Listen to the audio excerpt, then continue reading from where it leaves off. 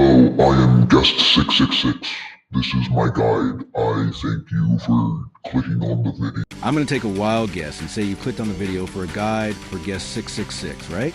Well, fortunately for you, you came to the right place. You'll hear my actual voice in a short moment.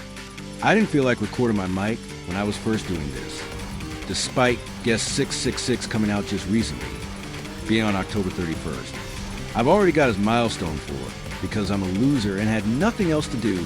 Here's the clip to prove it, and that I know what I'm talking about. Yes! Yes! So, yeah, hopefully this gives you enough evidence to trust me. In this video, I'll be going in depth about how Guest 666 works, his abilities and what they do and his gimmicks. And as a bonus, some gameplay at the end so you can observe how I play. For now, let's start with his abilities. How about we rewind the gameplay to the start so we can do this better? First thing to note, your Demonic Pursuit ability will be on a short cooldown at the beginning of a round. I will explain why later. These survivors seem a little antsy with some sort of stun. Luckily for me, there's not too many sentinels. Perfect timing. Why don't we start off with his M1, Carving Slash. This is a basic attack that deals 20 damage. Nothing too special. Though you notice me doing a small lunge afterwards at some points, correct? This is where his passive kicks in. His bonus M1 is called Eviscerate. This is a small lunge that deals 10 damage and gives the survivors a hemorrhage status effect for 1 minute and 30 seconds, as of the time this video is uploaded. Though be aware, he can't do this infinitely.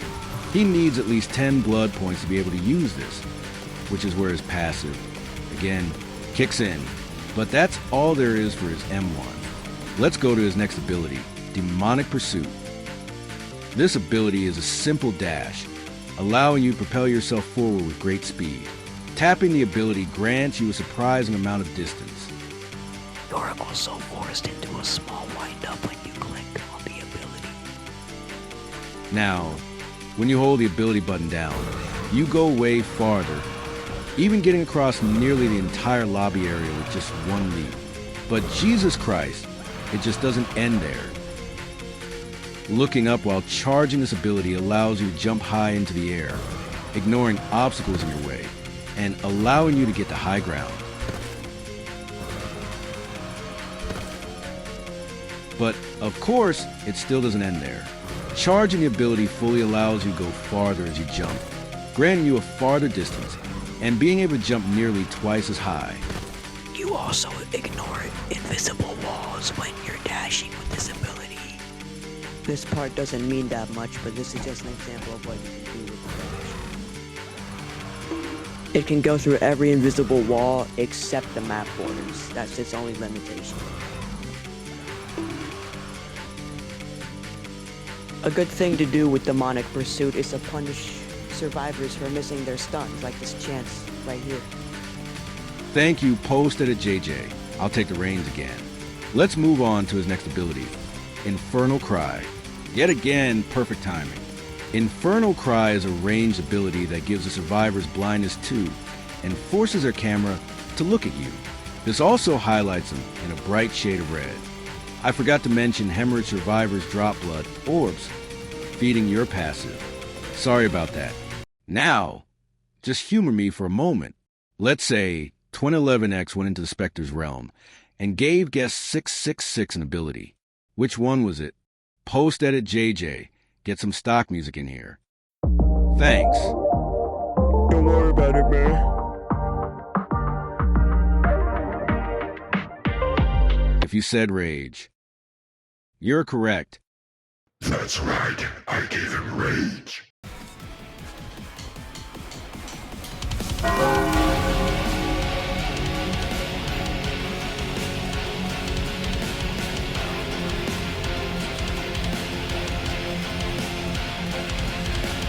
While you are in rage, your movement speed is increased by 4%, your terror radius is shortened by 50%, going from 80 studs all the way down to 40, and they literally cannot be stunned.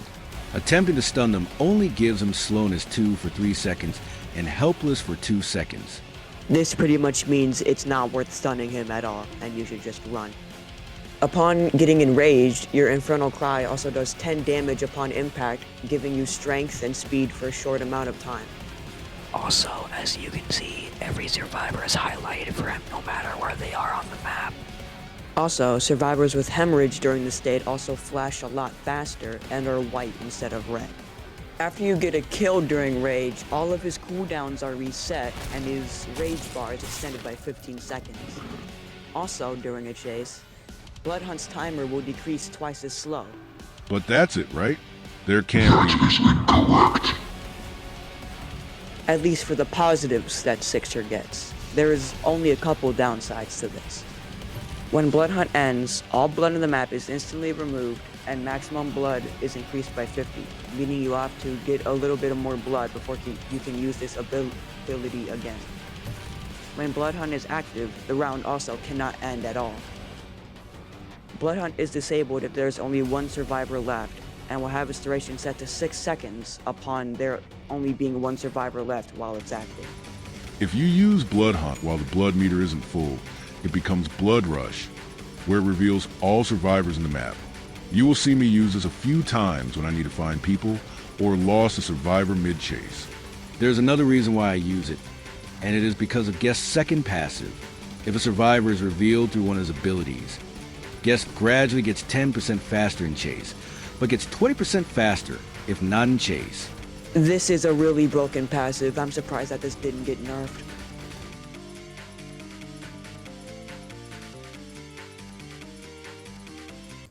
Unfortunately, all you can do is loop and just pray to God that the Guest is not good with the character.